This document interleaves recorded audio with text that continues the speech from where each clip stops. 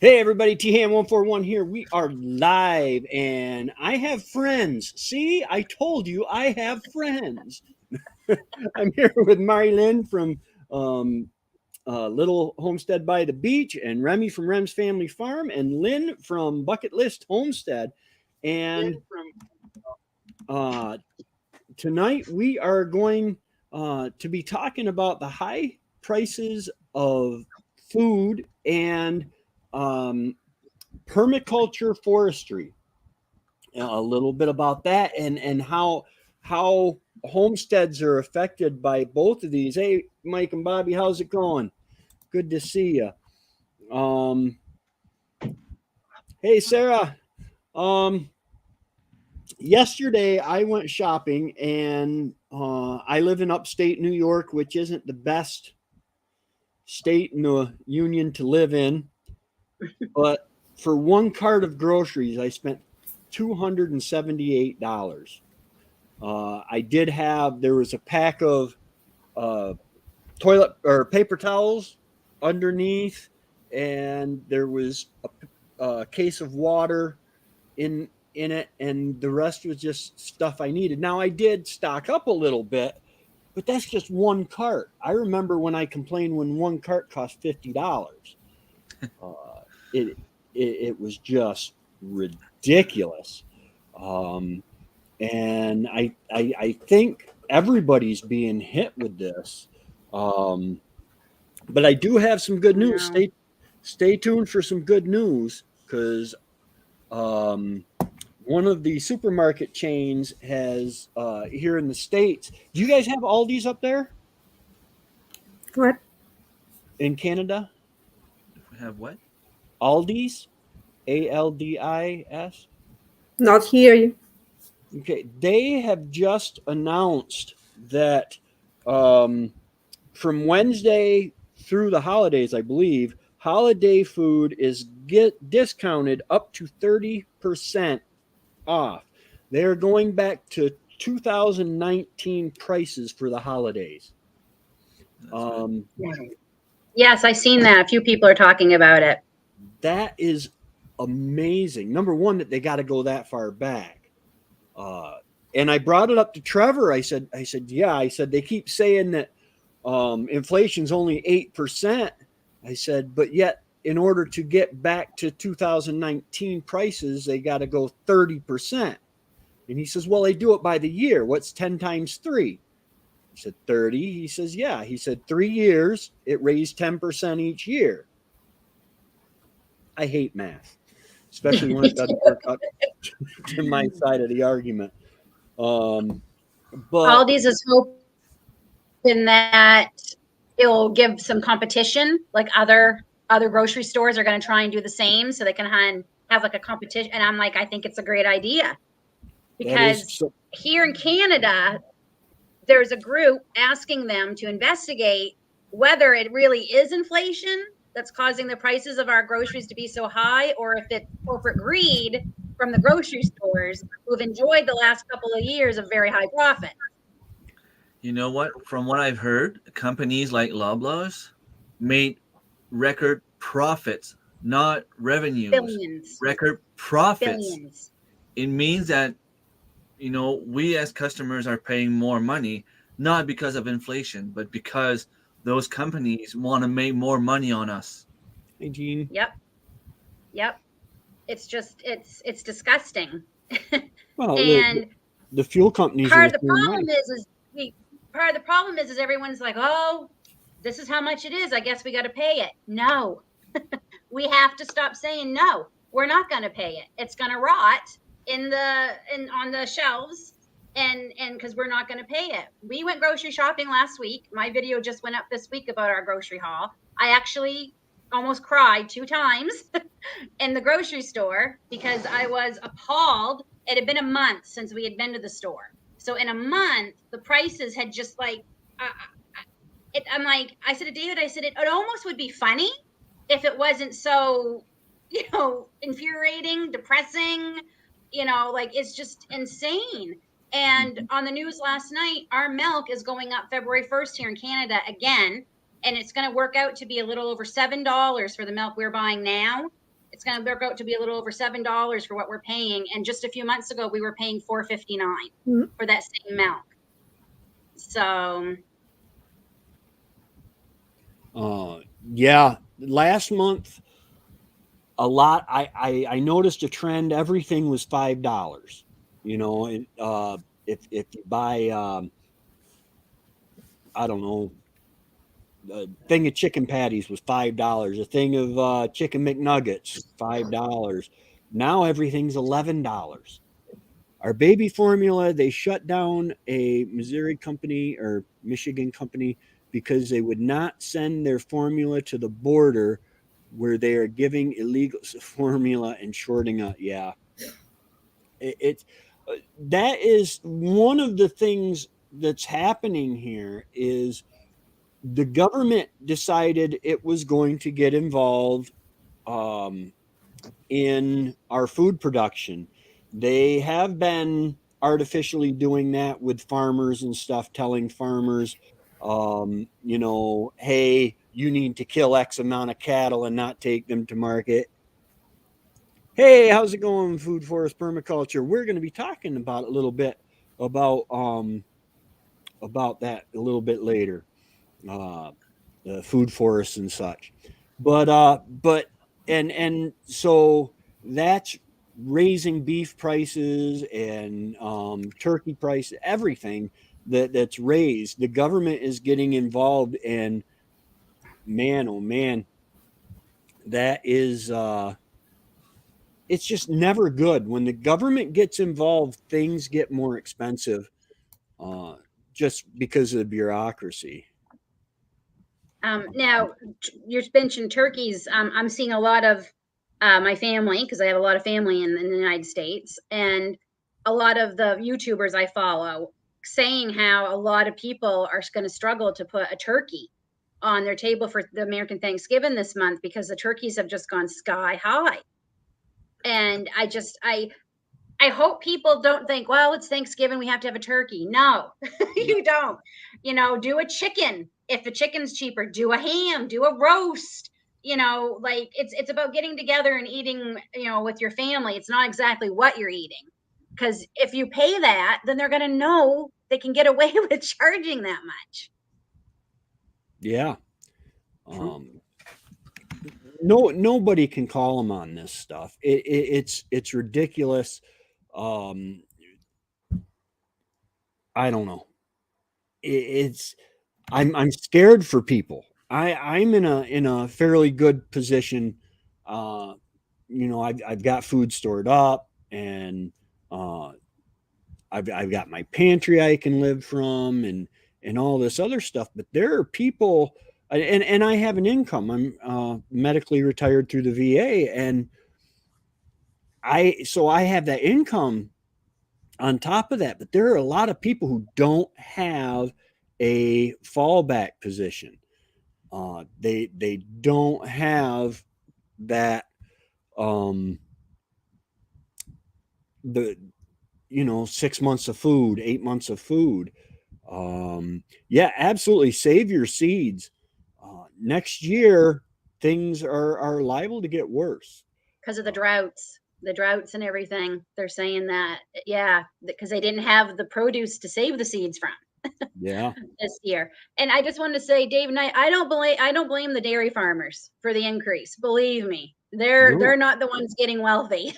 no, not You at know, all. coming from a family who I had an uncle who raised beef cattle for years, they were not a wealthy.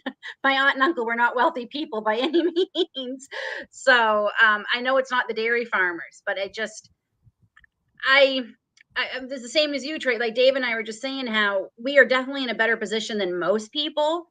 You know, like, I mean, David does go part time for a little bit, but then he goes back full time. But we planned for that. So, and we're not rich by any means, but it's still like going to like when you're having to put another, you know, we still have two kids at home, and one special needs. So we have issue with, you know, certain things we have to buy. One of them is milk. We go through a lot of milk. Remy, you must go through a lot of milk with, you know, 5 kids. I used to go through like those bags with 3 pouches in them, Yep. one bag like that every day. But now the Yep. problem is I have 3 people out of 7 that are lactose intolerant. Oh, so So you're having to now buy it's the at expensive 2 stuff. liters jug and a bag every second day. So it's probably around $50 weekly of milk. Yep. Yes, Marhelin, you mentioned the iShare, the exclamation point share. That should be still working. Feel free to try it. And if you type the exclamation point share, it should share your channel link. I did, however, shut off Nightbot's control of the filters because Scott from Rambling with the Brums got booted last week because he just typed something with all caps. So I turned that right off. Well, I did it, but Remy put my link on, so he's the bot. All right. Remy, man, hey Dave. Yeah. I live near dairy country. I don't know if Oneida County is as much dairy as Lewis County, but Lewis County, literally, it's probably a fact that there are more cows than people. In fact, I think it is pretty much a fact that there are more cows than people. It's dairy country, and we just a couple years ago gave the dairy farmers their first real raise.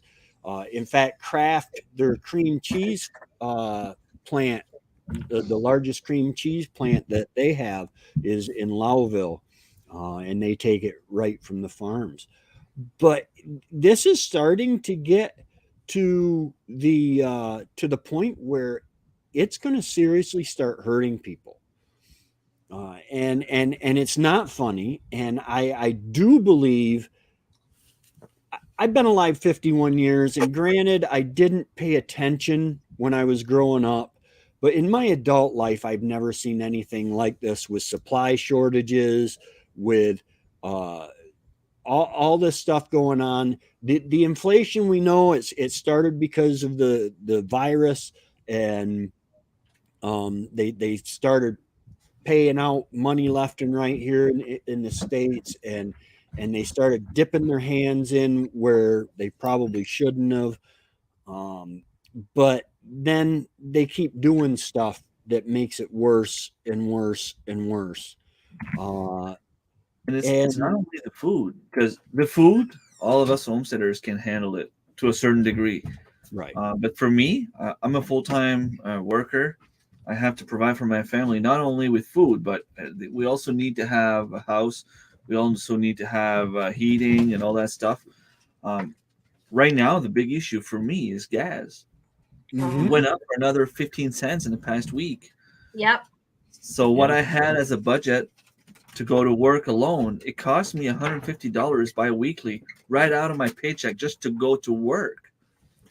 So if I stay home with medical paper, I save $150 bi-weekly. And then Yeah. they wonder why people don't go to work, why there's Yep. a shortage of staff everywhere.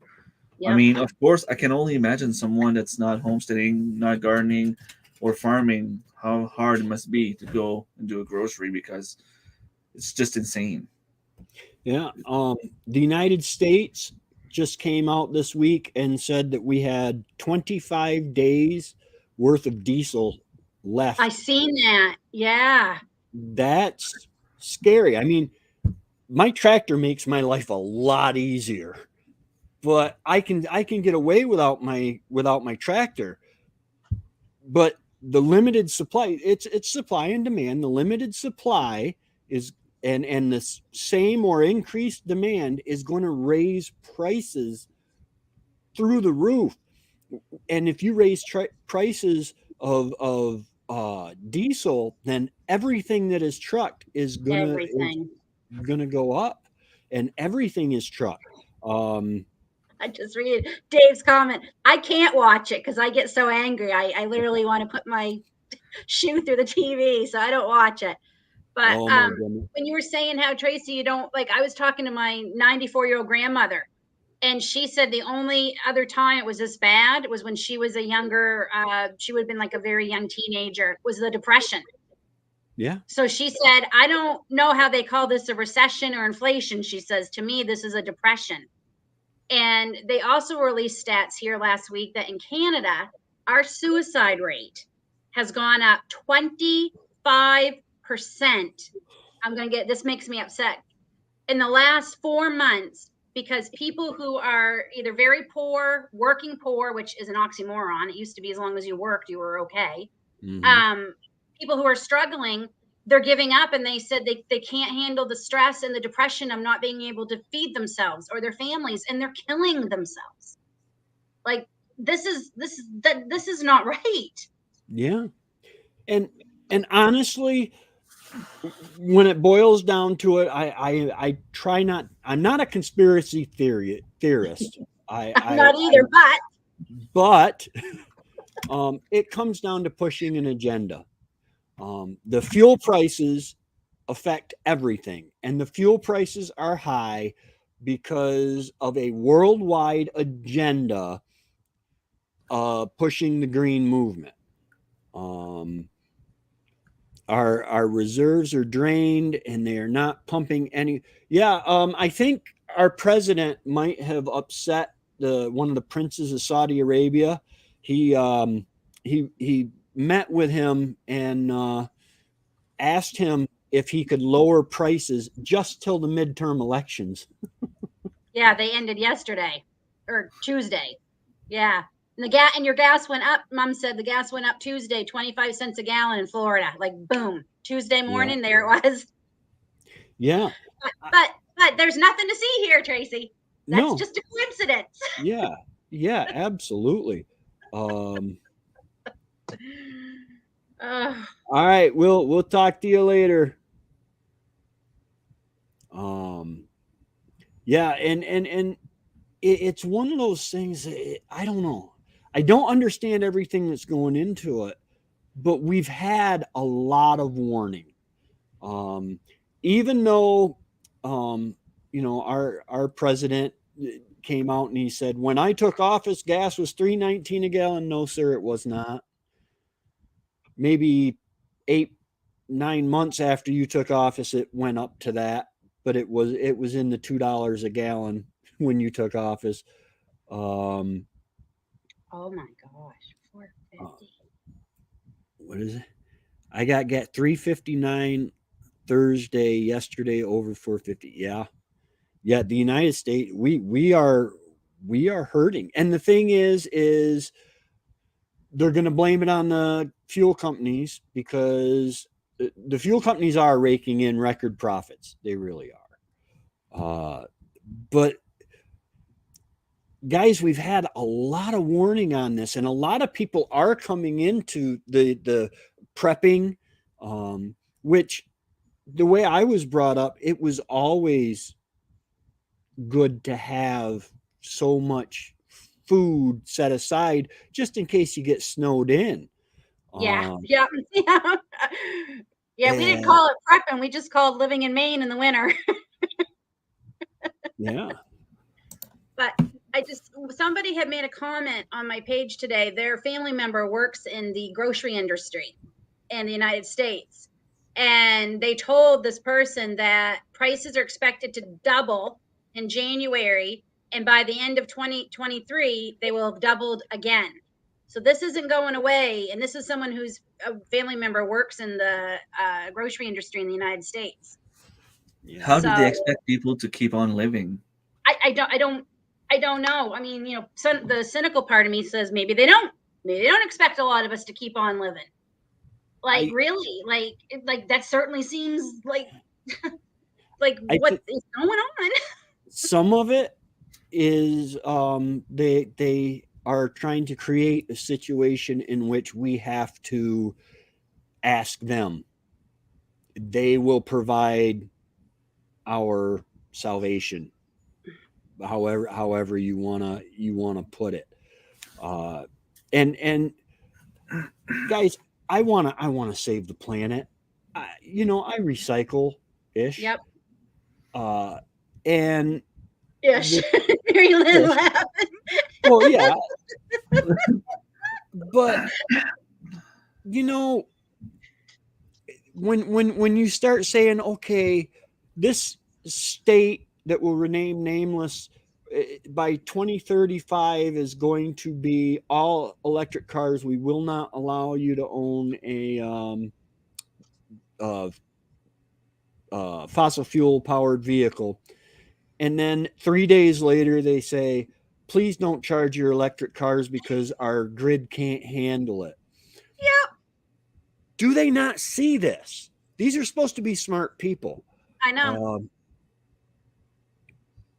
And I am definitely for saving the environment. I mean, but you can't tax people into the poorhouse to save the environment, which is what's happening here in Canada. And it's not working. No. And like David said, all this money for this carbon tax that we're paying out, where's it going? No one seems to be able to answer that. Like, what are they doing with it? And their whole thing is, well, it'll make people travel less. People still have to go to work. And not everybody can carpool. We can't. My husband doesn't work with anybody who lives out here in the country that lives in town at the same spot he worked. Nobody does that, and so it's not working. And other countries tried this carbon tax and it didn't work. And they tried to tell the Canadian government it didn't work for us. We don't think it's a good idea, and they wouldn't listen. Yeah. Got my grow lights on in the greenhouse to keep it going off solar. Nice. Yeah, I didn't put my cover back on my greenhouse, which all that's really left, I think I got some beets and some carrots that I think last week I said I was going to try to pull my carrots, and I didn't. Last night at youth group, I bent over to pretend to pick something up for a demonstration to the teens, and I pulled something in my back. I'm fine sitting down, but if I try to stand up, it's almost too. I took an ultra hot shower just a little while ago. The Aleve didn't touch it. I tried, so I went to ibuprofen. That helped for a little while, but as long as I'm sitting kind of the way I am, I'm golden. But yeah, a man back would probably solve that, Trevor would say. Where are they going to get the electric without coal for all this stuff? Yeah. Basically, us in the first world countries we're pretty pampered. And I mean, not saying that we don't have difficulties, but we're pretty pampered and detached. I couldn't imagine living in a second or third world country that doesn't have the commodities and benefits that we have. Unfortunately, that's really going to hurt us, because whereas this group right now, we're in a position to keep ourselves going. I might be able to help someone out minimally, but not too, as far as keeping someone going on a long term, that's going to be kind of out of the question, but we just keep going to improve.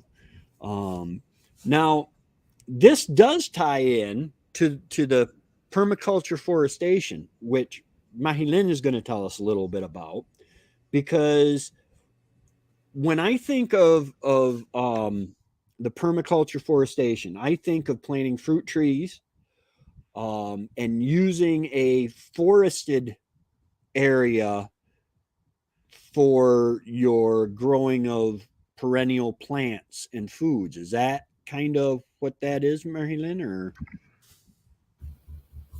okay. Well, my boyfriend is doing his dinner on the back, so that's the noise you were hearing, maybe. But yeah, the food forest is literally a food forest. It's a forest that produces food, and we mimic the ecosystem of the forest to do so. So, like in the forest, there's big trees, medium trees, small trees, shrubs, herbs, roots, mushrooms. You can put that in your food forest, and everything will produce food or help produce food. So, like the big trees can be your apple, pear, nut trees, and medium trees like I don't know, Hazelnuts. hazelnuts can be your medium trees, and your shrubs, your blueberries, your uh, Raspberries. ascap, your and after that your plants more like Strawberries. strawberries, everything like that. And after that, you can have climbing plants, kiwis, grapes. That's climb on your trees.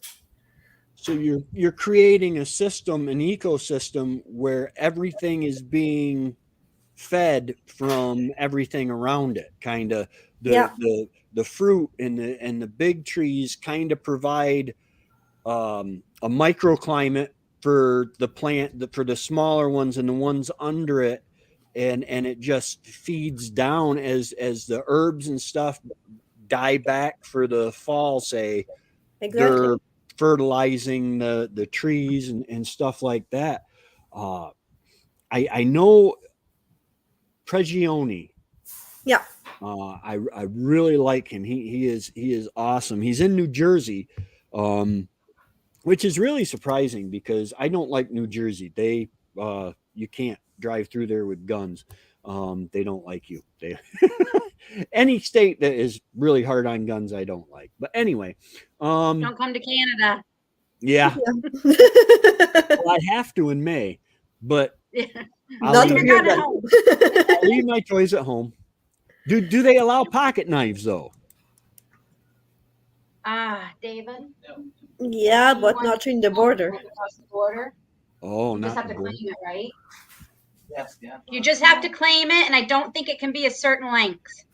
Okay, I've got a small Husqvarna pig sticker that'll work nice. Which Oh yeah, no switchblade. Yeah, it oh can't no, be. Yeah, yeah. can't have a switchblade in New York either. Yeah, exactly, Jean.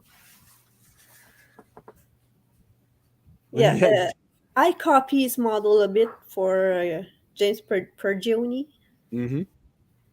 because I put a lot of wood chip on my soil to provide more soil and to help with the weeds.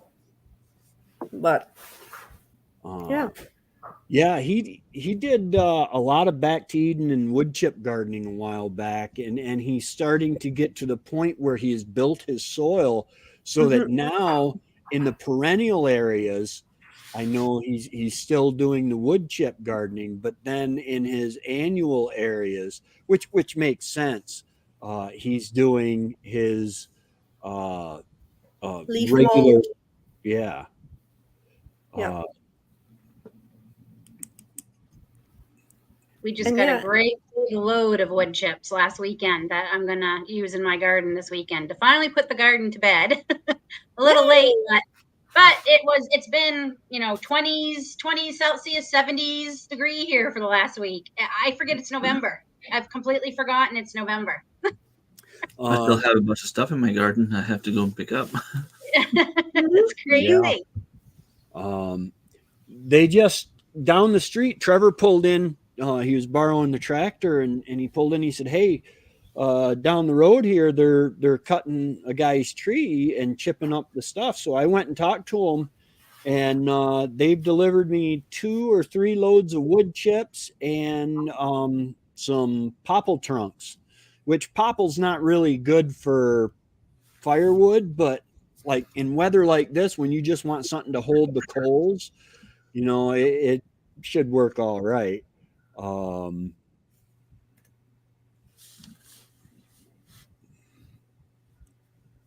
Yeah, I'm gonna look him up. Hunting rifles, okay, but must declare. Yeah, I'm not going to take a hunting rifle, and I'm saving that hassle. Crossing the border with a rifle. I'm saving that for when I go moose hunting with Remy one day. How does Now, how does that work? Will they let you bring the moose back across the border? You need license, but yeah, Yeah, there, I didn't know, 'cause they're so picky about like just groceries, for goodness sakes. Like I can't take apples over the border at all. yeah. Well, you would need to have like the proper papers coming Okay. straight from the butcher. Like first of all, you would need to apply for a non-resident tag. Okay, If he right. gets it, Okay. I would need to be there as a guide. Okay. You need your guiding license, and then if he gets one, of course, if he comes, I'm going to show you some. Then you have to put them down. You bring it to the butcher, and from the butcher is going to give you some specific papers, I guess, and then you have Okay. to use those to fill some forms online, and then you can cross it over.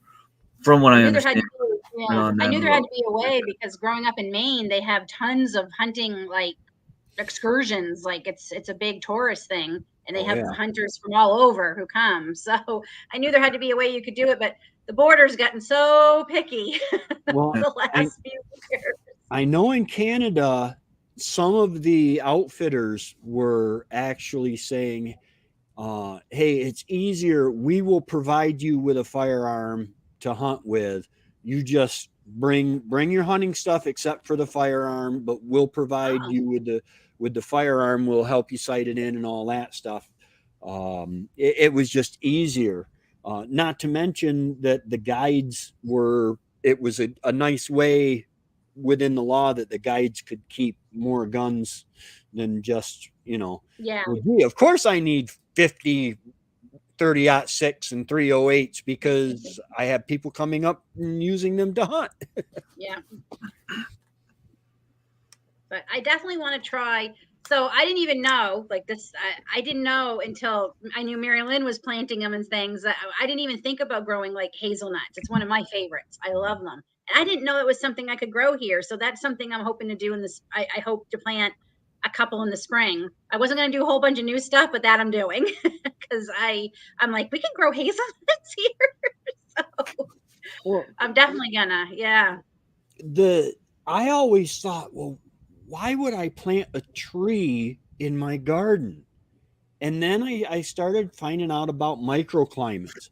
You can plant there are plants. There's a reason why they say full sun, part shade on the plant on the seed packets, because you can actually create a microclimate. If you have something like your brassicas that don't really like uh, a lot of heat or a lot of sun, you can plant them where they're going to be partially shaded, and that will actually cool them down under and around that tree. Um, uh, Paul, the guy who does the back to Eden Garden, I cannot think of his name right now, but he actually does really good planting his squash in his orchard under the trees, as well as his potatoes. I was going to say And Tanya. Yeah, my friend Tanya has great success with planting her potatoes under trees. yeah, Like she said, that's where I'm planting them all the time now because they do. yeah, They got a really good yield. So I'm rethinking about maybe where I'm planting mine next year. I yeah, have a friend in France where they got a big drought this year with heat, and she had squash full sun and squash under her trees. And even if she watered them every day, both of them, the one on the full sun dried up, did nothing. The one in the shade, well, had some shade during the day, perfect. They produced all summer. They were good. So it really helps when you are in a very hot place to have some shade. yeah. Even separating, like you got your tall plants and then have some of your shade liking, cooler liking plants in the shade of like trellising tomatoes and stuff like that. It is I the last few times I've watched the James Prigioni, uh, it's really surprised me how shady his original garden is now, because his trees are all coming to full growth now, and starting to get out and bear fruit and stuff. But because I always thought, man, you got to have full sun and you got to have your rows just right and all this other stuff. But gardening, some things, is very forgiving, but to be able to do it in a sustainable way, with Wendy and I had planned on our orchard, the area, I've got to get the stumps pulled from it one day, that we cleared for it. And I'm going to put like 16 or 18 inches of wood chips down and then plant my fruit trees so that they'll come out through that. They'll be golden in that. But then after a while, I'll be able to plant like my blueberry bushes and stuff like that under and around them, and they'll provide their own little ecosystem for all that. And this year, my squash that I had in my pile did really good. The plants were huge. I just went through and stuck my fingers in, moved the soil aside, and then closed it back up around the plant, and they did really good. They grew huge. Marty Lynn's probably got that rabbit fertilizer going in her garden, something fierce. I really want to get. I want rabbits just for that. Yeah. Seriously, I just want to raise them and just let them live their lives and give me poop. Yeah. Seriously, I think I could sell some. It could be something to do money with, because they Yeah. produce so much more than I need. Absolutely. I had the guy I had on one of my live stream back in February was saying that in Ontario you could sell 5-gallon buckets full of rabbit manure for like $20. Wow. Yep. I mean, it's basically right there. You just pick it up in 5-gallon and you sell it. And that's something that with the rabbit manure, if I understand it correctly, you can put that right around your plant. You don't. It's not. Directly, no You won't have to wedding, wait, yeah. nothing. Now rabbit pee is why different. Pee, poo, nothing. Really? Yeah. Because in my yard when I lived on Moose River Road, the rabbits would pee in my yard and it would kill the grass. It would give a big yellow spot. But of course, those were hares, and God only knows what they were eating. But it would. Well, because mine are not in cages, so when I scrape things, I scrape everything, pee include, and I just put it right away. Maybe it's diluted in everything. It's not in one spot, but Yeah. I don't care. You just go there. Yeah, I mean, and now I just took the upper part of my garden. I think this is the one coming out, the video coming out tomorrow. I had my strawberry plants take up. It was more than a quarter. It was more than a quarter of the garden. But I just took the tractor and scooped all the strawberry plants up. It was amazing the amount of strawberry plants that had grown. And then I put down about 6 inches of the topsoil manure that my son-in-law got me, and then I covered that with wood chips. One of the YouTube channel uses an old food processor, and they grind up the rabbit manure and sell it by the Ziploc baggie at the farmer's market. I think that is Living Traditions. I think Jean's talking about, because they were talking how they were doing that at the farmer's market this year, and they sold it. Like she said, they literally sold out every weekend they went there with it. I looked around here. The only thing we have around here is people selling the cow manure. And like just not too far from us, like on the way to Aiden's school, there's somebody who's selling, I'd say they probably 10-pound bags maybe, and they only want like $5 for them. So I spent man, I forget what I spent. I bought a 1 pound bag of uh worm castings.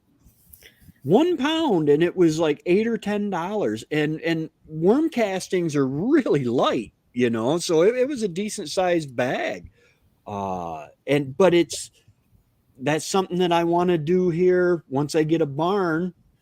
So because I tried in the cellar in Port Leyden, I tried to start a worm farm, and I forgot to feed them or keep it moist, and they all just it was a massacre. There were dried up worm husks everywhere. Um, a Yeah, I think quart so too. bag for $5, Yeah. and the thing is it's worth it. If if if It's just you crazy the things people will buy. yeah, but But you're if you're going to a farmer's market, you're probably looking for stuff like that too. oh So yeah, and if you've got potted plants, like my comfrey, I grew in uh, pots. My uh,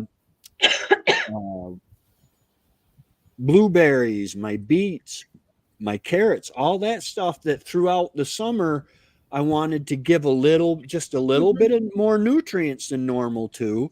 That 1 pound bag lasted me quite a while, and you grind that up, and you can get quite a bit for in a quart bag. Uh, I know when we first moved out here 8 years ago, that first I did a garden the following year, so 7 years ago, and I couldn't get over how we weren't finding hardly any worms. Like like we would dig. I'm like, I can't. We would literally go to the bait store, buy earthworms, and bring them back and throw them in the garden to help because it was so bad. The former owners, they had a beautiful lawn. Now I know why, because I think they used every poison in the world to keep it that way. And this year, I dig just a little bit with my spade and a little bit of dirt, like 2 cups of dirt. I would have like 10 or 12 worms.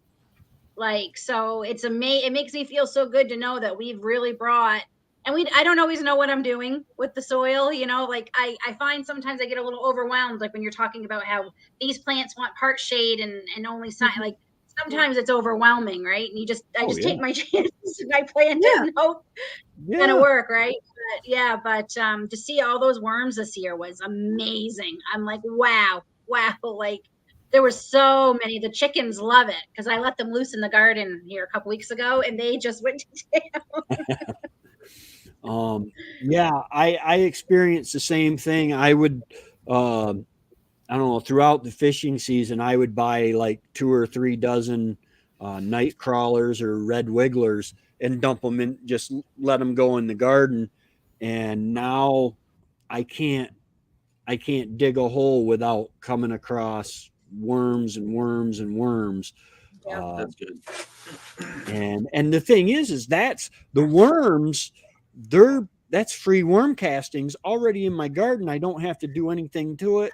Don't have to worry about accidentally forgetting to feed them. Um, and I Poor mean, worms. yeah. I think if my tenants are watching, there might be a red in the bottom of in the cellar of the house. There might be a red cooler that if you open it up, you might find thousands of worm husks. Um, yeah, killing all the worms in the yard. That's definitely chemicals. Yeah, Um, it had to have been. I mean, I remember we couldn't even find worms to give our first chickens.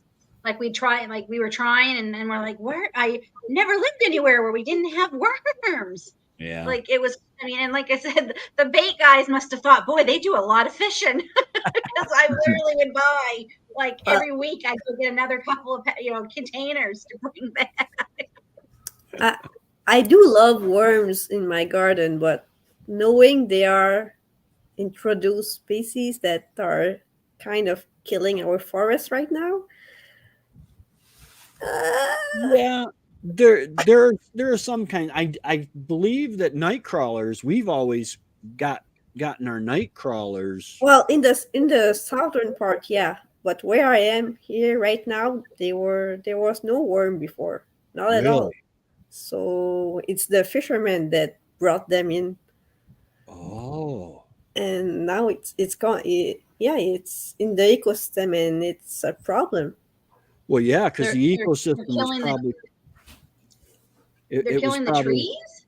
Well, they are not killing directly, but they are changing the soil. They are changing the feed Oh, on the leaves. They are changing, yeah, the soil. So all around this is changing, and okay.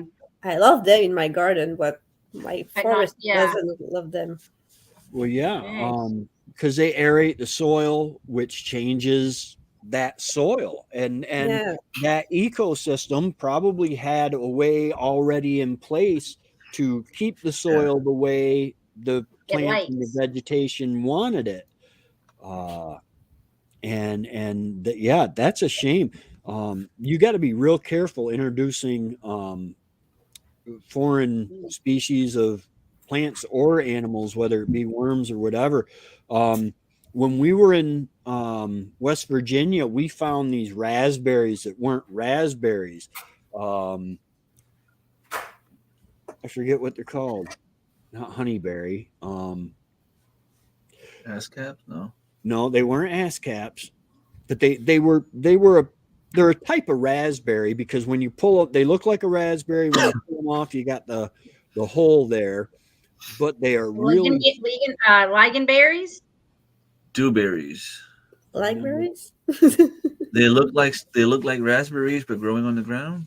well, no, they're growing on plants like raspberries, but they there's actually a shell that goes over them that falls off. It Oh, but one of the guys with us wanted to bring some home, to plant and stuff, and he looked it up. What were they called?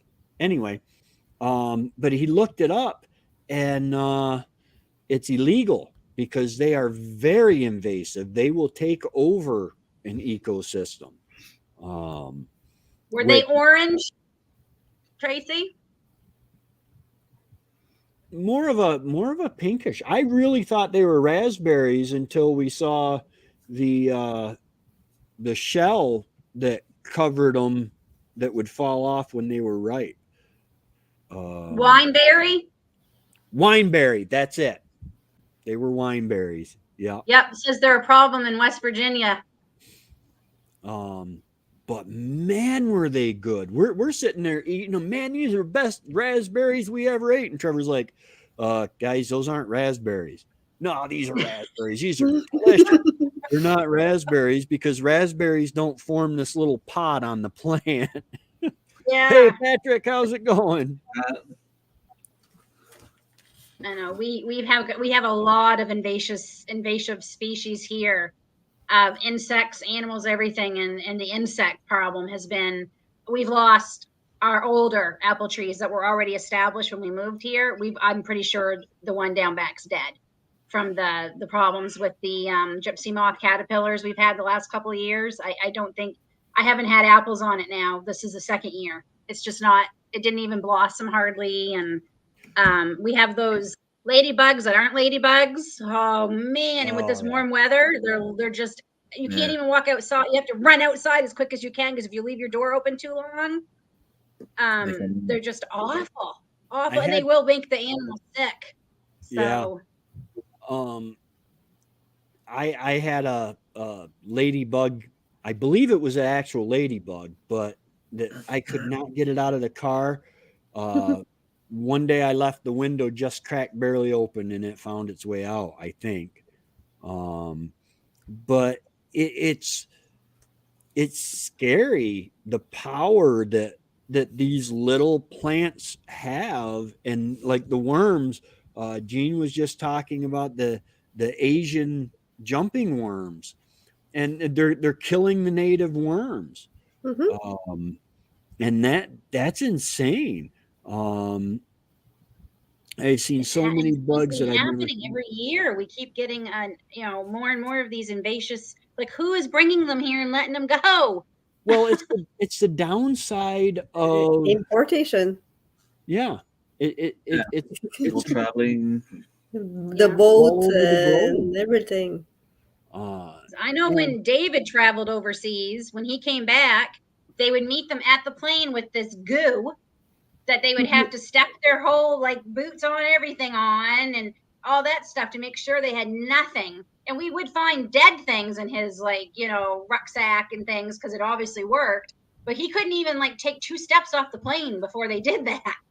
Yeah, well, So, it's easy on a person, but imagine on a boat.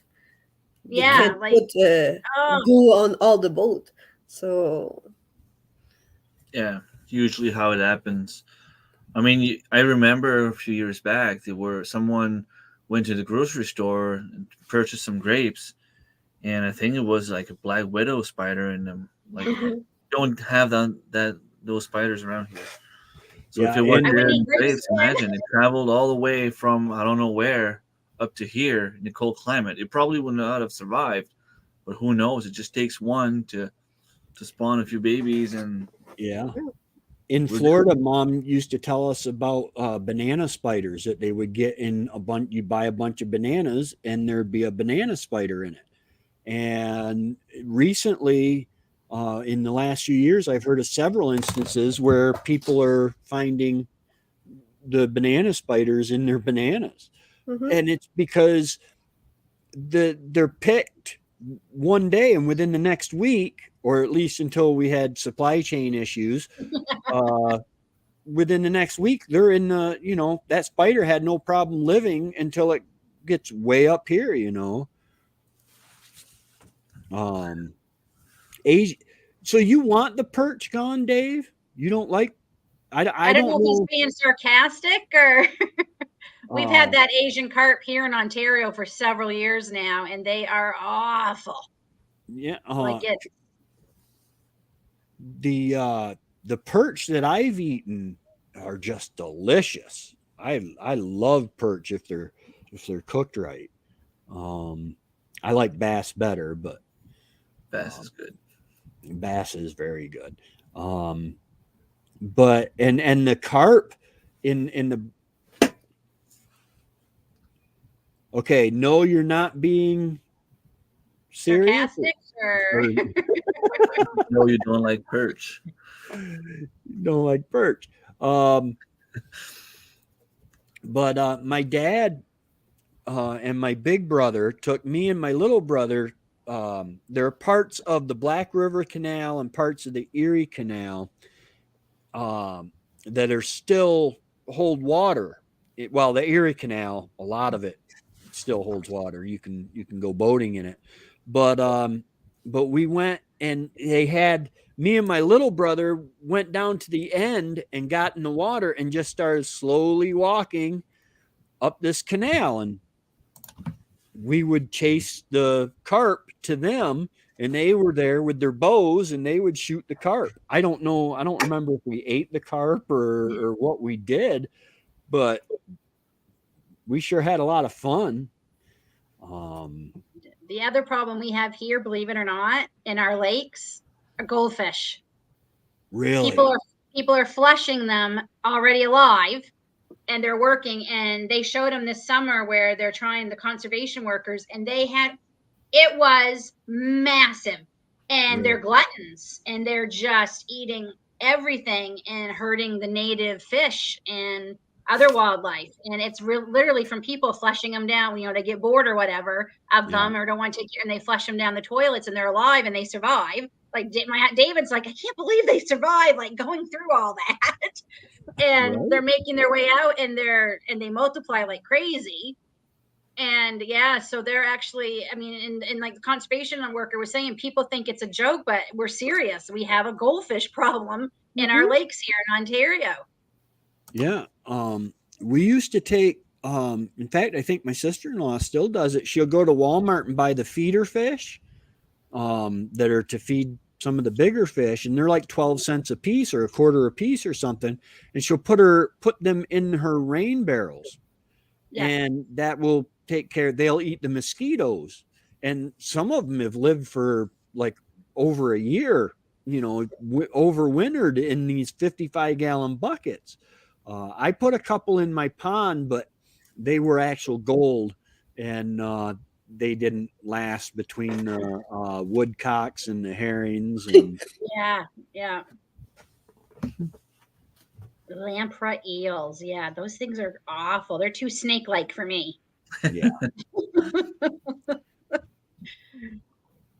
Remy shared that picture of all those snakes when he was hunting. I'm scrolling, I'm looking up, and I literally just saw enough to know. I'm like, ah! And I kept scrolling.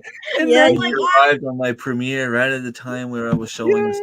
yeah. Remy's You like, oh, "You're was just not in man. watching, I time," think, and I'm because like, you didn't "Oh, react. it's a little late." And I saw I would that, have and had I a instantly heart realized, attack. That was a lot of them at once. We actually, knock on wood, I saw one all summer here. First time ever. We've only seen, I don't know what's gone on, but we only had, David said that's why we have the vole problem now, though. Mm-hmm. yeah, I'm like, I can't win. And I don't mind the snakes as long as I don't see them. They're fine to live here. But they always love to find the people who are scared of them the most. yeah. Yeah, I want to see them. I never. I'm here. I have been here for 7 years. Never saw one yet. Oh, Really. See, I like to see a good garter snake every once in a while, because I know they're not going to. In New York, there's only um, 2 or 3 venomous snakes that we have, uh, and for the most part, they're very rare. Mostly what you're going to see is a green ribbon snake or a garter snake, um, but it's holy cow, man! You go down south just a little ways, and you can run into spiders and snakes that will kill you. yep.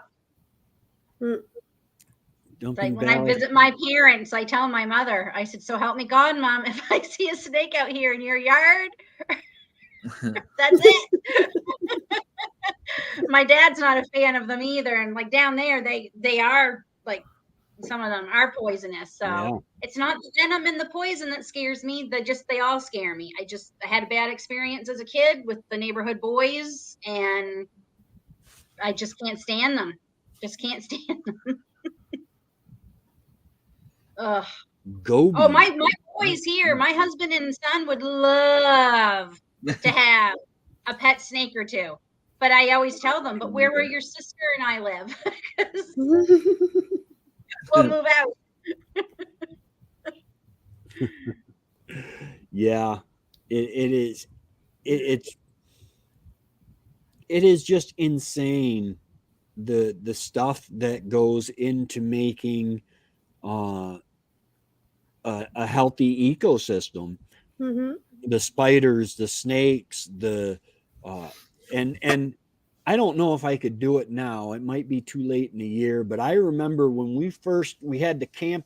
No, we had just moved into the house here, and I was walking and I had my headlamp on and it shone into the woods, and I saw all these little water droplets shining back at me. I'm talking thousands. I'm like, man, there's no dew on the ground. I walked up. It was spiders under the leaves looking at me. It was their eye shine from spiders.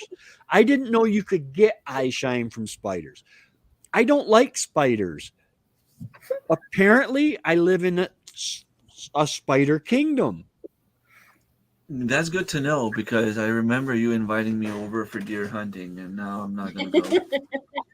Spiders don't bother me. I had a lot of spiders in the garden. Spiders will kill you in your sleep. David doesn't Right. like spiders. Right. Watch the movie Arachnophobia. David can't. He literally, and we've been married almost 30 years, and I just found out 2 or 3 years ago, that he's scared of spiders. I never knew because he hid it so well, but he literally does not. I'm like, you'll pick up a snake and not think twice, but a little itty bitty spider. I saw a few years back a trick Hey, chicken where he, in the fall, he would find spider ball eggs, and put it in a container in the garage for the winter. In the spring, get the container, hang it on a tree. So the spiders would get out of the eggs, Oh populate the wow. tree, and eat all the bugs of the tree. So it was an apple tree, and its apples were perfect. Okay, I'm gonna They next time they I get ate to all the find larvae. They ate all everything bad in the apple, and Oh, So they were using the spiders for bug control. yeah, Good way to go, I guess. good Yeah. idea, David. I mean, David also grew up on a farm. Like he said, they had barn spiders. That's just what, generic term they would call them. And like he said, they would get massive. The When, big ugly ones, right? when I lived in You don't want to go Florida, feed the pigs because they were right there on the door. Like, I'm not going in. No, oh, you had Charlotte, nope. the pig spiders that put all sorts of cool messages over the pig. When I lived in Florida, You I could woke hear up one David in the morning back. and there was a spider. It was with the legs. It was as big as my hand, and it was just sitting there going, kind of pulsing up and down. And I called my stepmother and she took a broom and swatted it off me. I don't know where it went, I mean, but I don't want a tarantula crawling all over me. I mean, that's yeah. no, but I mean, a little garden spider, and I know they're great for my garden, and they're tiny. Like they don't bother me. Right. Well, for the Yeah. most part, insects can only get so big because they breathe through their skin, and at a certain point, the ratio to surface area and the amount of oxygen they can come in or that they need, the ratio goes off, so they would suffocate if they got much larger than Oh, they are. I did not Um, know that. However, there are fossils and remains. Well, I don't know if it's remains, but fossils of insects like cockroaches that are 2.5 feet long, and mosquitoes that would carry off a small dog, and and they're like, well, okay, how do we have that? How did we have that? Because they can't exist today in those sizes because they would suffocate. Well, the Bible says that there was a canopy of water around the earth, which would have caused greenhouse effect, which would have raised the pressures, which would have allowed them to take in more oxygen through more surface area. And that's also where the giants come from, but that's my Bible lesson for today. But it's interesting. The science is of all that is just amazing. And as much as I love science, I wish I was as good at gardening as some of you guys are. I filmed my video. This is how insecure I am with my gardening prowess. Um, I filmed my video for what is homesteading, the hashtag. Guys, get hold of Lynn, Bucket List Homestead. You have days open for that still in I November? have a few. Yeah, I had a few last minute, but I can still fit people in. I think I have. I want to say less than 10 spots now, so I'm pretty excited. Nice. Every day, someone is releasing a video. She has a list with the hashtag "What is homesteading," and you just tell what homesteading is for you. It's supposed to be under 10 minutes. I think I got mine down to about 10 minutes and 45 seconds. I should have said the length can be up to you, but I was just trying to let people know you don't have to do like a half-hour video, because I know some people that mine end up being less than 7, and I thought it was going to be like 20 minutes. I was so worried. Yeah. And then when I was editing it, I'm like, oh, that wasn't as long as I thought, because it felt like a long time. But in my video, because I came at it is homesteading, to me, it's freedom if you boiled it down to one word.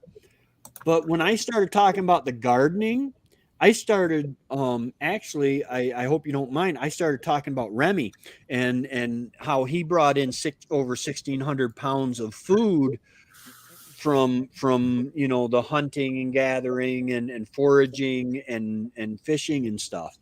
Um, and I was editing it and I'm like, wow, am I insecure about my abilities or what? I start talking somebody else up. But 1,600 pounds, that impressed me. It's funny you say that, Tracy, because the collab came from my insecurity of whether or not I could call ourselves homesteaders, because I was feeling like a failure to say I was a homesteader, because I'd watch all these other people. I'm like, gosh, we don't have a milk cow. We're not raising a pig to get, butchering it ourselves, or a cow, or even meat chickens. That's on the list for 2023. But still, and I talking with my friend Tanya, and she said, well, I guess it really depends on what you think homesteading is. And I'm like, that would be a really good video. So, Yeah. but honestly, it came from my insecurity about whether I don't feel that way anymore, because I've come to realize that, everybody's homesteading journey is different. Well, yeah. And you take it a little further too, because, okay, the definition that I like the best, because it fits what I like about homesteading, is it's a lifestyle, marked by self-sufficiency, a high emphasis on self-sufficiency, growing your own food, gardening, and making textiles and products for home use and to sell. And you have the stickers and the stuff that you make at home. You do your apple caps, is it that you crochet? Yeah, I sell different crochet? crochet things. Yeah. Yeah. Which takes it beyond what I do. As far as, man, I can't think of anything that I could make that somebody would want. Well, I'm going to be honest, before the whole end of the world, 2020, I barely watched YouTube. David and the kids were the YouTubers. And of course, everybody's home. So I started watching YouTube, and I started having these things come up on my screen. And that's how I found a lot of you. And I'm like, is that what we do here? It's called homesteading? Because to us, it was just our lives, right? Like, it was just our way of life. I didn't think there was a name for it. Yeah. So that's when I started realizing, oh my gosh, right? And like Tanya's video today, I think a lot of people still think of Little House on the Prairie, Yeah. Ma and Pa, and when they think of it. And it's modern, yet we are modern, because, like, let's face it, we have tractors and things to help make the job a little bit easier. Yeah. But we're still doing things they were doing way back then. We're still canning and preserving our food, and making sure we have food to get us through the cold, bad weather, and things like that. So it's old fashioned and modern. I find, like, it kind of is both. And the old homesteading movement, where if you could live, I think it was 5 years on you would go and you would stake out your property, and if you could live on it for 5 years, it was yours. And a lot of the old homesteaders, especially like out on the prairie and all, they would live in sod houses because there wasn't wood, which, oh my goodness, with my back the way it is right now, I could not duck down to get in a sod house. It would save my life. But then you had the Dust Bowl years hit. You had the droughts back then that hit, and a lot of them went under.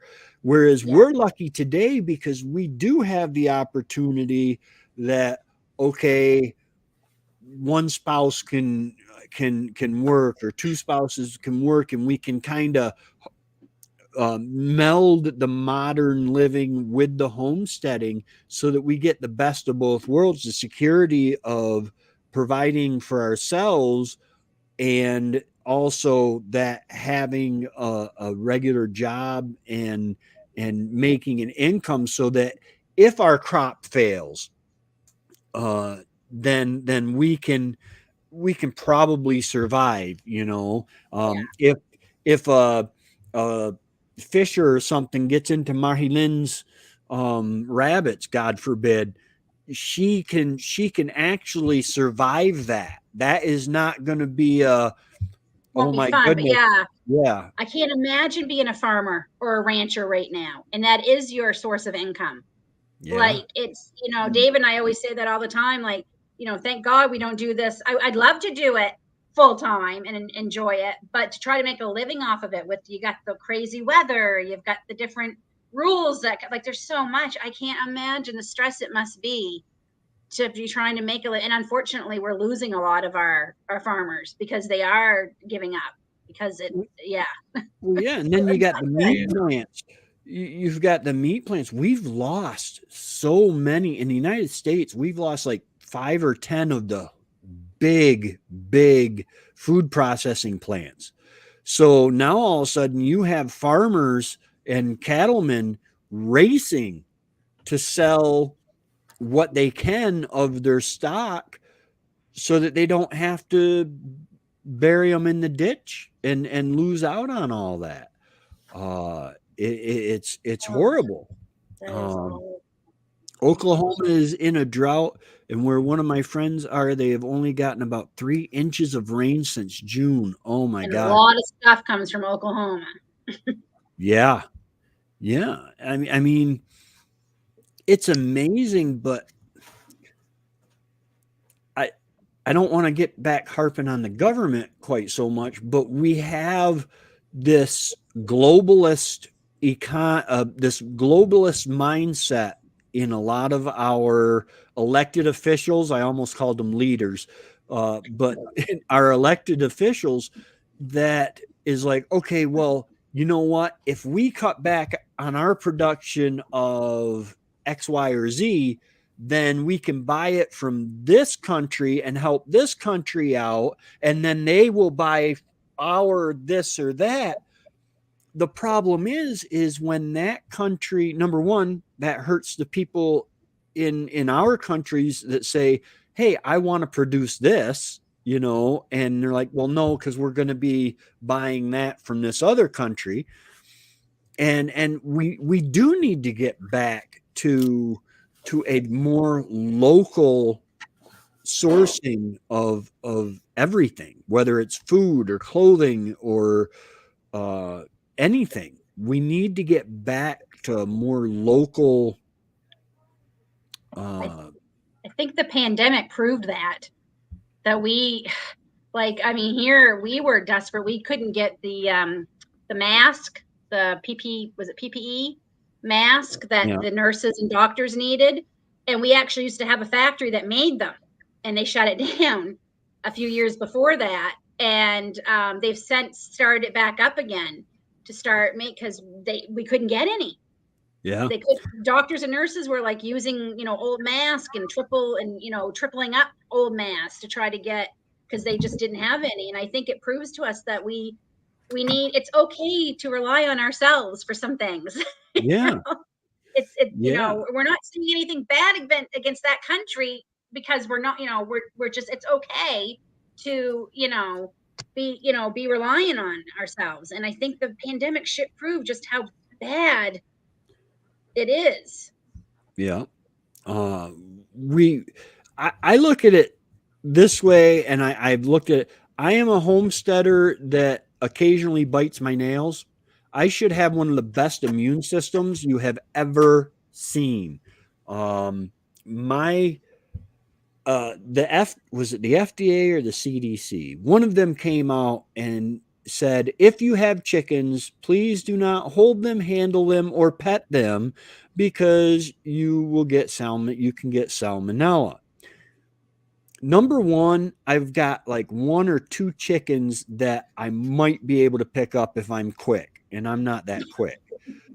But number two, if you have chickens, chances are every time you open the door to the chicken coop, chances are you're breathing in dander or feathers or whatever. if they have salmonella, then you're getting exposed to little bits of it, and your immune system is building up to that. The human immune system is amazing. The thing is the food we're eating is and the things we're doing is no longer programming our immune system to work correctly. When we worked in the dirt, when we played outside as kids and all this other stuff, our immune systems were programmed to fight off diseases and stuff. Well, now we have hand sanitizer everywhere, and we touch everything, and then we hand sanitize. We don't have a chance for those small doses of microorganisms to get in our system, so our body can say, hey, I need to fight that. um, and we have the medicine and antibiotics. Oh my gosh, we so overprescribe antibiotics, because It tends to slow down now, though. Like, we have a lot of seminars. I work in a pharmacy, so we have a lot of seminars, and a lot of pharmacists are taking courses on the subject where they try to diminish the amount of antibiotics that's getting prescribed. Um, yeah. there is still a lot too much probably, but they are finally starting to realize that it's not as good as they were hoping. Sometimes you need it. I mean, your kid is crying for 48, 72 hours straight through because he's got an ear infection. Well, you're going to give him something. I mean, that's the logic. Because he's having a fever, you need to bring it down. You need to, but sometimes you could just fight it off, wait it out, get some Advil if you need, but drink a lot of water. And Yeah, what Hey, I probably, Les think Tiger. it's also in the culture of some people. Well, not necessarily the culture, but I mean, some people get a runny nose and need antibiotics. It's in their minds, and it's not bacterial. The Right. It's not going antibiotics to do will do anything for nothing to you. your runny nose. It Nope. will Right. just, but you keep asking it to the doctors, and the doctor's like, okay, then, I mean, you will pursue me if I don't prescribe it. But It was amazing. Wendy had an earache, and we looked it up, and the echinacea tincture that we make, it said it said to put a little bit behind your ear. And then she said it was a bad earache, so she put some behind her ear. All it was echinacea vodka that had soaked echinacea in it for 2 or 3 weeks. She put some behind her ear, some on a Q-tip, and put in her ear. Within 5 minutes, the pain was gone. And it's supposed to work for ear infections too. However, it's not an antibiotic, but it treats the inner ear. So you can use that without antibiotics. The problem is the pharmaceutical companies have taken and said, okay, um, willow bark is good for headaches and it thins the blood a little bit. So let's find out what does that. And they find out what does that, and they say, okay, let's remove this property, make it synthetically. And now we have this thing called aspirin that does this one thing. The thing is they've taken out every other thing that willow bark has in it that can maybe lessen the negative aspects of chewing willow bark for a toothache. Um, and I'm by no means anti-doctor or anti-medicine. I do, however, find suspect any occupation that makes more money if I am sick than if I get healthy. If they make me healthy, they're not going to make, Remy go broke if everybody was healthy, right? well, I mean, I know, yeah, the I like that they can synthesize the bark of the Mm. willow because imagine if everyone who have a headache every day will chew on the willow bark. There will be no willow bark in 1 year. Right. I mean, I like that they find the molecule in the plants or anything else, but I like that they can synthesize it artificially for that, because it will be another pressure on nature, and nature Well, can yeah. take it. So Yeah. That I just that wish that it didn't always come with so many side effects. yeah, right. You well, know, the synthesis thing. I Yeah, wish they there's could always figure out a way. Yeah, because that's why my father-in-law is on literally like 35, 40 pills a day. Half mhm, of them are to counteract the side effects he's yeah, getting. And he, but by no means are we anti, because he needs these. Like, I mean, Right. well, he would have died 3 years ago without them. But Mhm. like, that's an insane. I mean, like Remy, you said you work in the hospital pharmacy, so you see how many pills some people are on. Yeah. It's shocking. And then my mother-in-law wonders why he's not hungry, and we're like, he's full of pills. Yeah. Yeah. Some people Like are taking literally. 40, 50 pills per dose, like per in the morning 40 pills, in the afternoon 40 pills, before they go to bed 40 pills. And it's like he said, sometimes they've been taking something for so long they don't even know why they're taking it. Yeah. My mom that is was on. that's what happened. One of his pills, that's what happened. He was on it for longer. The new doctor was like, why have you been on this for 10 years? Oh, my Oh, doctor prescribed it. You should have been off it 8 years ago. He said, yeah. you Yeah. should never been on it more than 2 years. And we're like, Most of the medication, like unless it's something for like a specific illness, let's say someone has a mental illness of some sort that you might kill someone if you don't get that medication, then you should stick on that medication because you cannot be in society if you don't have it. Right. But right. if I take pills for my stomach because I have stomach issues, it's not something you should take permanently, No. because what it does is it's going to get your stomach used to that medication, and as soon as you stop taking it, you're going to get sick again. So you have Right. to take it for a Yeah. little while to cure whatever you have going on there, and then you have to stop it. I took some pantoprazole for like 2 years, then I stopped, and I changed the way I was eating with the homestead, the garden, how I was That's the raising key, though. raising my own animals, and I was You able to have, stop yeah, taking most of the medication I was taking. you have to change your habits. That's the Yeah, problem. And honestly, a lot of his issues are from bad habits he made earlier in life yeah. and things. And he was at the age where he's like, I'm not changing my eating habits. I'm almost 80 years old. If I want to eat ice cream and I have diabetes, I'm eating ice cream. Like, it's you're not going to change, and that's fine. That's him. But a lot of people won't change their habits, and a lot of people think because I'm taking this medicine, it's okay for me not to change my habits. Right. no, My it's Right. I supposed mean, to be time. It's supposed to help you until you get there. Or for someone that was 85, 90 years old, they might need that to be comfortable till Yeah. the end of their lives. Like I yeah. don't like saying it that way, but I mean, if I was 90 years old and they told me I had to take cholesterol pills, I'll take it. Yeah. What's it's gonna do to Yeah. me? Even with the Yeah. side effects, I know you don't have another 100 years to live, right? right. No, exactly. My mom was on prednisone, and the doctor asked her. One of the ER doctors asked her, well, "How long have you been on prednisone?"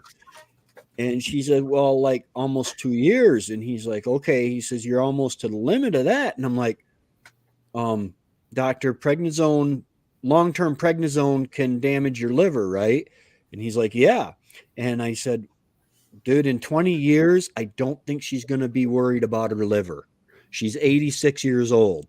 That's the drug my father-in-law was on, Tracy. He was on prednisone for over 10 years in his 50s and through his 60s, and it destroyed his bones.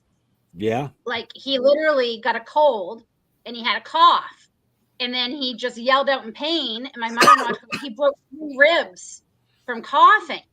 And they're like, how did you break 3 ribs from coughing? Like, they thought he fell, and he didn't. Come to find out, it was the prednisone he'd been on for a decade or more. And he ended up having to have 2 hip replacements because of prednisone. So, and like the doctor's like, oh, you should not have been on this for over a decade. Like Yeah. it did it. And now he's on a drug to build his bone mass back up, because he literally, if he fell, it was going to be disastrous. He couldn't cough, he couldn't sneeze, nothing without fracturing a bone. It was Right. bad. My mom, she had heart palpitations. They put her on a Telenol, and which is a blood thinner, and she's been on that for over 10 years, and she, in her mind, she didn't want it when they said, okay, we'd like to try another beta blocker. And she's like, well, I've been on a Telenol. I got to have my Atenolol. Otherwise, I'll get my heart palpitations back. And they're like, there are better beta blockers that don't do the damage that I don't know. I don't remember what damage a Telenol could do. Um, but they're like, in the last 10 years, we've come out with some really good stuff that won't have the negative effects. But her and my stepfather both, which he passed, wow, many years ago, 5 or 10 years ago. Holy cow. But they would prescribe them a medicine to take care of a symptom. Then that medicine would cause a side effect like acid reflux or something like that. So they would give them a medicine to take care of the acid reflux, which would cause another side effect. It would take care of the acid reflux, but then it would have a side effect that they would give them more medicine for. And doctors, when you go to the doctors, you will leave the doctors with a prescription most of the time, with a prescription or a procedure, or a referral to another doctor for a prescription or a procedure. And it's not their fault. Doctors, I really think that doctors start out, and a lot of them even make it to the end of their career really trying to help people. Mm-hmm. The problem is the pharmaceutical companies and such have their hooks in them so much that, you know, it's just not in their best interest to get you better. Now I'm involved with the VA, which is socialized medicine. And it's been really good to me. My doctor doesn't care. Hey, can I see you? You want me to see you again in 6 months? Yep. 6 months sounds good to me. Because she doesn't get paid by the patient. She doesn't get, Right. it has no effect on her on how often she sees me.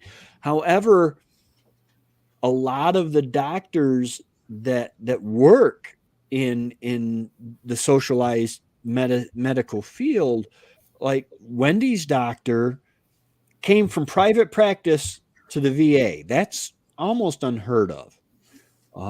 Usually they go from the VA, they start off in the VA to pay off their medical school bills, and then they go into private practice to make the real money. She did the opposite. And I wonder if she had been up to snuff, would she have found Wendy's cancer in time before it was stage 4? So we would have had more than 18 months. Now, I don't blame that doctor. I don't blame the VA. They gave me 18 more months with Wendy. But our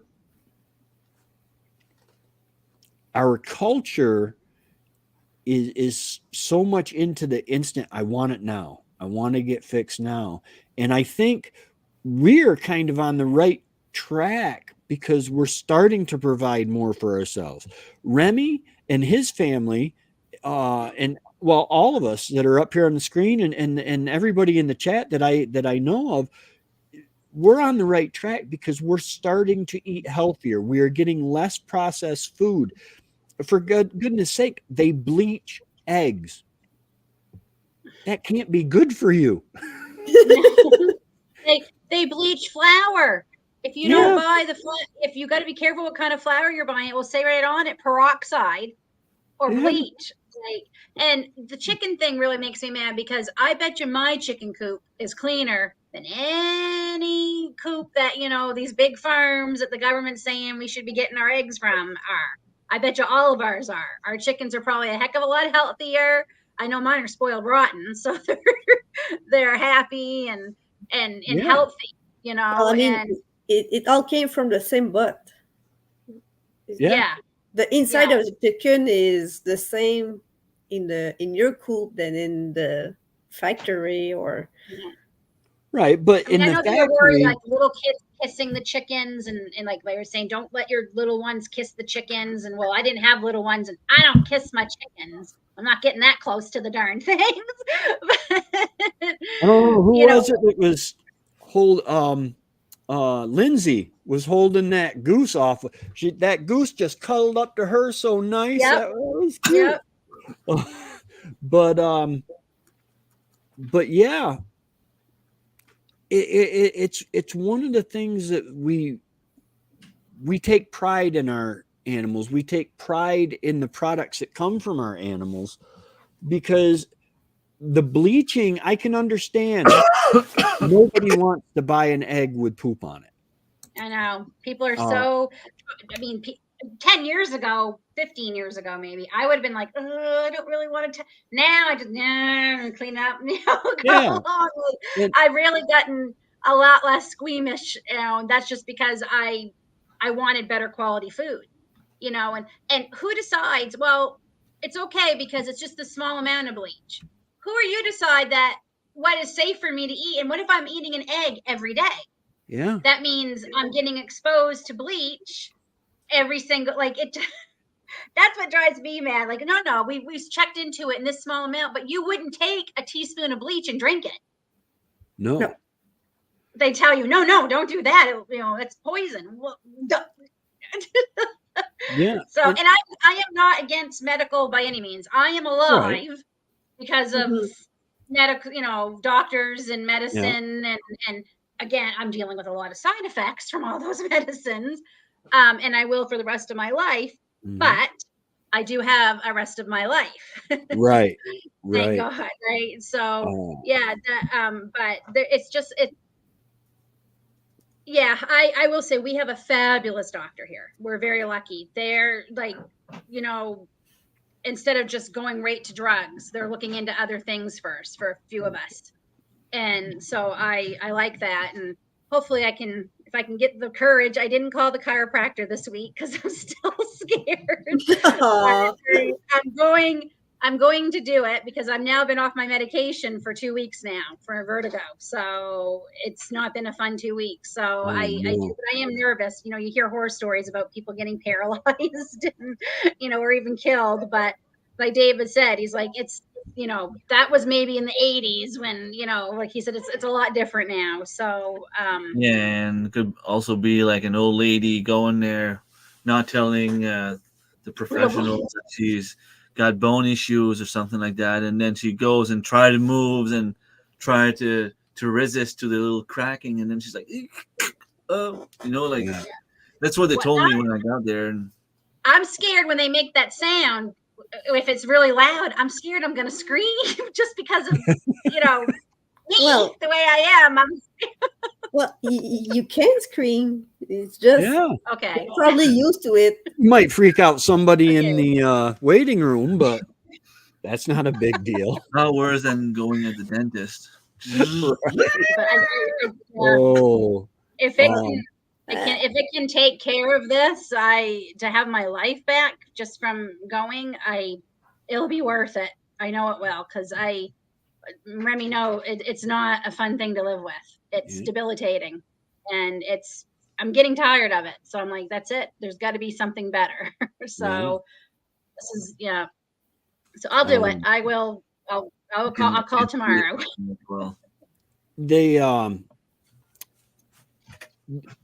over the last few years, and the gluten allergies have just skyrocketed, and there are people that are absolutely allergic to gluten.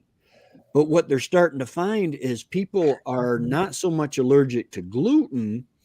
a lot of them are allergic to a substance, I forget what it's called, that is in Roundup weed killer that Phosphate. bonds. What's that? The phosphate. Phosphate. And it bonds to the gluten molecule. And the reason they're getting that in their flour and in their gluten products is because they spray the wheat with Roundup to kill the plant, so it's easier on the machines to harvest. Mhm. Well, so Franken wheat. basically you're getting Roundup in Yeah. your food. And that can't be good. Look what it did to the No. plant. I mean, and Oh. Jean's just saying, like, my particular one of the cancers I've had, non-Hodgkin's lymphoma, the Canadian Cancer Society is actually doing studies to look into aspartame. Because I was a horrible diet Pepsi addict, like horrible. I drank. It was nothing for me to drink 8 or 9 cans a day. No big deal. I drank it like water. And so I did a survey and a study and everything, because when the Canadian Cancer Society reaches out to you when you get diagnosed, and they are doing they're looking into it because of, and I didn't even know I had aspartame poisoning until I stopped drinking it. Wow. And then I started realizing how awful I was feeling all the time was from the aspartame. So I do think a lot of our cancers, I mean, when you have babies who are 6 weeks old being diagnosed with cancer, they've been alive 6 weeks. Yeah. Like so like something is obviously going on in our air, our water, our food. There's the anecdote about the lady. She was in the hospital for body aches and joint pain, and so she's in there, and they're like, well, it could be lupus, it could be arthritis, of one of the many different kinds of arthritis, and they're starting to treat her for all this stuff. Her friend comes in and they're talking, and she's drinking a Diet Coke. Her friend says, stop that and you'll be all right. Stop drinking the diet soda, and next thing you know, she was fine. It was now that's anecdotal. It's one of those things that, well, I heard this somewhere, but I don't remember where, or it was a friend of a friend of a friend. But, a lot of this stuff, homesteading, and we're talking about food forests and making things better for our plants. And with the high cost of food and all this stuff, it just comes all together we need to be more involved in where our food comes from. We need to, now I'll be the first to tell you, man, when I'm hungry, a lot of times I'll grab a chicken patty from the freezer, throw it in the microwave because it's pre-cooked, heat it up, throw some mayonnaise on it, maybe a slice of cheese, a couple pieces of bread, and mow it. I've got English muffins that I'm going to give to the chickens. I probably shouldn't give it to the chickens. They've been in the cupboard for well over a month. It might be pushing 2 months. There's not any mold on it. English muffins that don't decay. Something is weird there. Uh-oh. Yeah, we lost Lynn. Commercial tomatoes here are sprayed so the tomatoes ripen at the same time for canning factory. That, I can see why they would want that, because I had a huge problem with my crops ripening. They wouldn't ripen at the same time, but man, just grow more so they ripen at the same time. See, like we're talking about the increase of cost at the grocery store and how the food that we buy is not as good. But doing a garden will save people money and it will be good on your health. So I still don't understand why people don't take time to. You don't need to go crazy like we do up here. Go and weed the garden and have the big, like, huge garden for like 50 people and just plant a bunch of all different things. But if you can just grow your carrots for the year, you only need like 2 packs, and you'll have carrots for a whole year for a family of 5. 2 packs of carrots. That's like $2 each, $4. Get someone with a tiller, get just an aisle somewhere. Boom, you can go to the community garden, find a friend that has land, plant some carrots. You can also plant some radishes. You can also plant some corn. You can cucumbers, anything really. And anything you can plant is something you don't have to buy at the store. And once you start doing it, it won't taste the same. You'll see the difference. Oh, it tastes so much better. I mean, we're trying to find solutions on how to bring the bill down. That's one of them. Plant some stuff. Spaghetti sauce. I don't know how many tomatoes it would take to make 52 quart jars of tomato sauce, of spaghetti sauce. And you would know. Annie would know. But I know 160 is too much. 160 would make more than 52. Okay. Oh yes. Oh yes. But if you just had enough garden to make your tomato sauce, I don't know how much I just paid. I did buy some Alfredo sauce and some tomatoes, some spaghetti sauce. But that's going to save you a lot of money and a lot of your health, because it's like Dave just said, commercial tomatoes here are sprayed so tomatoes ripen at the same time. That can't be good for you. Gene, my brother, they told him the same thing when they were trying to have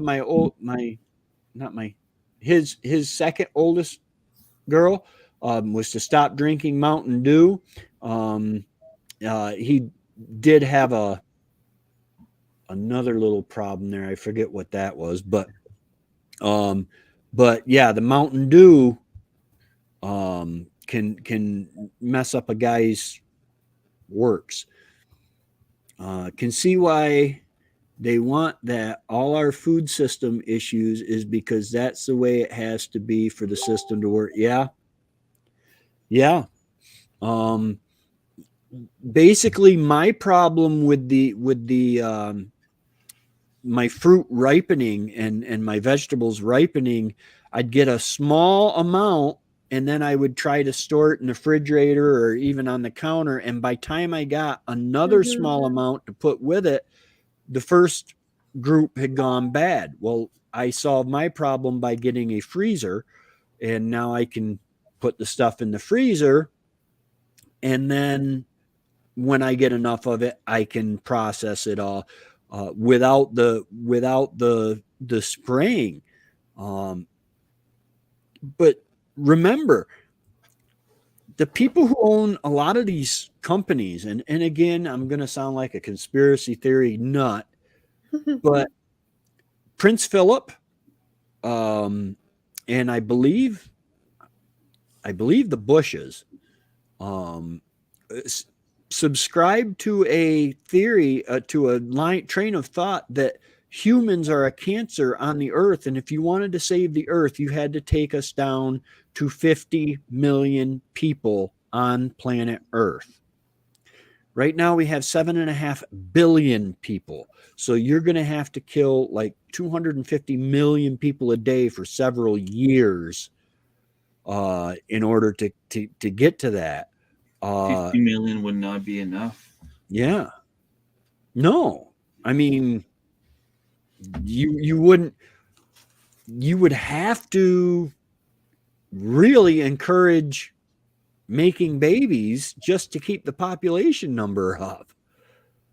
I'm still eating tomatoes in my greenhouses from a plant Patrick gave me in May. Awesome. Cool. I went out and picked Mom I gave Mom a couple cherry tomato plants, and I went out and picked a bunch of hers for her. Some of them were still green, but they'll ripen up in the house.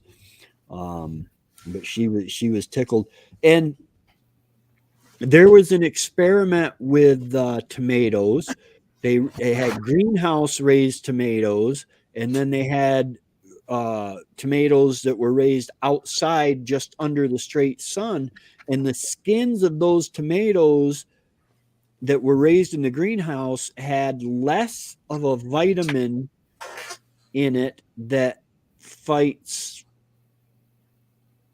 skin disease of some kind, because the glass, something to do with the glass or the The UV. filtered, yeah, it filtered out the thing. Because think about it, you ever see a tomato skin blister up from the sun? I haven't.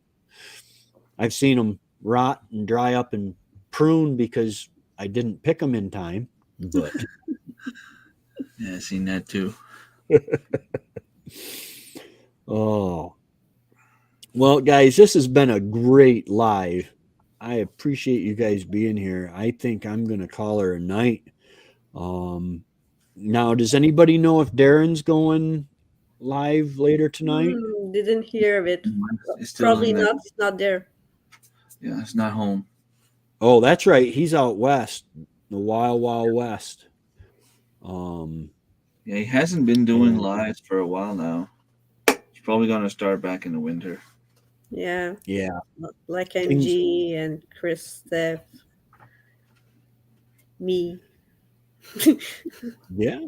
Things start to slow down a little bit in the winter, and Yeah. that's a good thing. Yeah. We need the rest. Yeah. Now if I can just get my mom better so she's not in constant pain, man, oh man, if her thigh is hurting her, or her hip, thigh, that area is hurting half as bad as my back, and I'm serious. It amazes me, just that little bend over to. I wasn't even picking something up. I was pretending to pick something up as a demonstration, because I've got these gospel tracts that are $1 million bills. And it's really fun because you go into Walmart or the supermarket and you fold them up and they look like real money. And then you drop them on the ground, and then you just keep walking by that aisle and somebody will see it and they're like, wow, that's like $100 bill or a 20 or something, And so they'll walk over and they'll step on it and they'll look around and make sure nobody's looking. And then they'll reach down and grab it, And then when they get outside, they open it up and it's got the gospel on the back. But I was just demonstrating on what people do, because it's really, oh, thank you, Gene.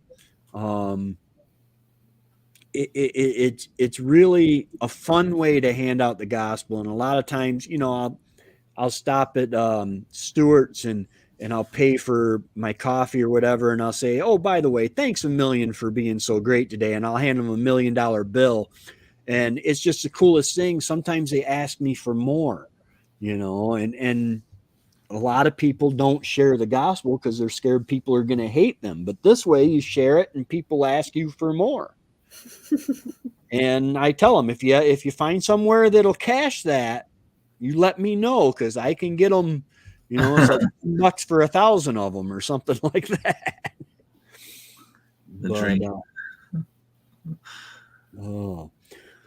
But all right, you guys have a great night, and it has been a wonderful live stream, and I want to start getting more of multiple. My personality doesn't do well alone. I love being alone, but not on screen.